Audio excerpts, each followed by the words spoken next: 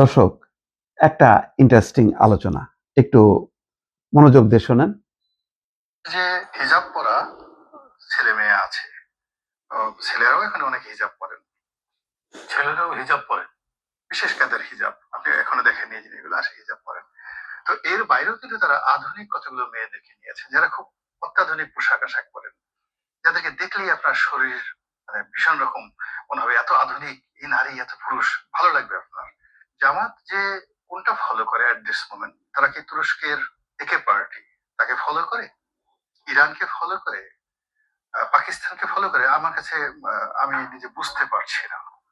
কিন্তু যেটা বুঝি যে তারা একটা গোজামিল দিয়ে অনেকগুলো চিন্তাকে একত্র করে একটা ককটেল টাইপের আকর্ষণীয়, যেন হিন্দু মুসলমান বৌদ্ধ খ্রিস্টান সকলের কাছে আকর্ষণীয় হয় একটা ঝালমুড়ির মতো, এরকম কিছু একটা আইডিওলজি তারা প্রচার করতে চাচ্ছে। এবং এইবার এই সময়টিতে আমাদের কাছে মনে হলো যে গত 17 মাসে তাদের যে প্রজনন হয়েছে, গত 17 মাসে তাদের যে বিস্তৃতি হয়েছে, এটা একটা রাজনৈতিক দলের অনেক সময় 17 বছর কিংবা 70 বছরও হয় না।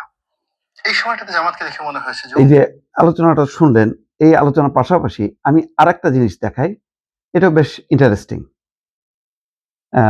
দেখেন, এই যে এই ভদ্রমহিলা,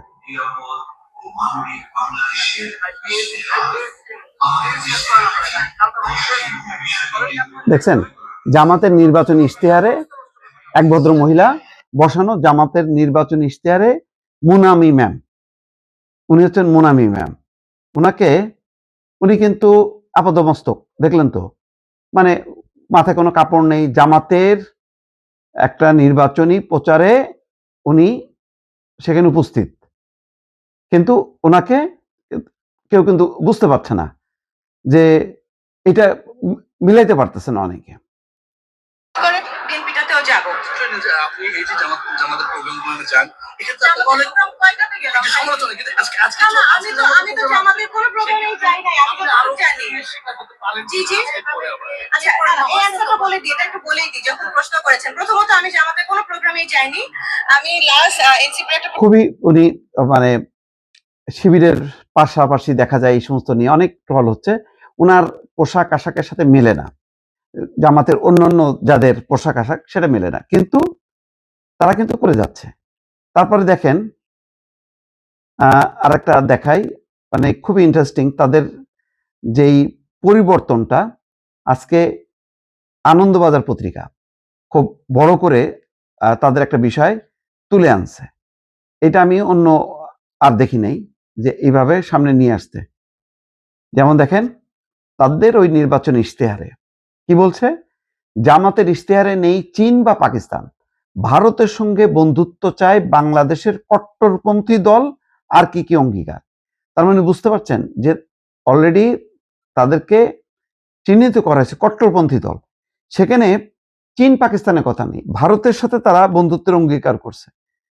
সেইটা আনন্দবাজার পত্রিকা ফলো করে প্রচার করছে যে বাংলাদেশের কট্টরপন্থী ইসলামী দল জামাত বুধবার সন্ধ্যায় তাদের নির্বাচনী ইশতেহার প্রকাশ করেছে, সেখানে ভারতের সঙ্গে সম্পর্কের বিষয়ে কয়েকটি অঙ্গীকার রয়েছে, তবে তাৎপর্যপূর্ণভাবে আলাদা করে চীন বা পাকিস্তানের কোনো উল্লেখ নেই।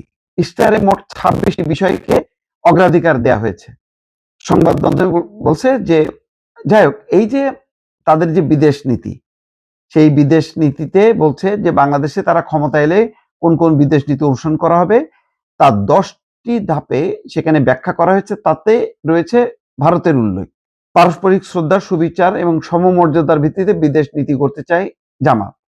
প্রথমেই তারা বিশ্বের দরবারে বাংলাদেশি পাসপোর্টের মান উন্নয়নের কথা বলেছে, দ্বিতীয় ধাপে অন্য প্রতিবেশী দেশগুলোর সঙ্গে এসেছে ভারতের প্রসঙ্গ, সেখানে তালিকায় আছে ভারত, ভুটান, নেপাল, মায়ানমার, শ্রীলঙ্কা, মালদ্বীপ এবং থাইল্যান্ড। এছাড়া মুসলিম বিশ্বের দেশগুলির সঙ্গে তারা জোরদার করবে। কিন্তু প্রতিবেশী দেশ এই যে এতগুলি দেশ আছে, নেপাল, ভুটান, শ্রীলঙ্কা, মালদ্বীপ, পাকিস্তান কিন্তু নেই।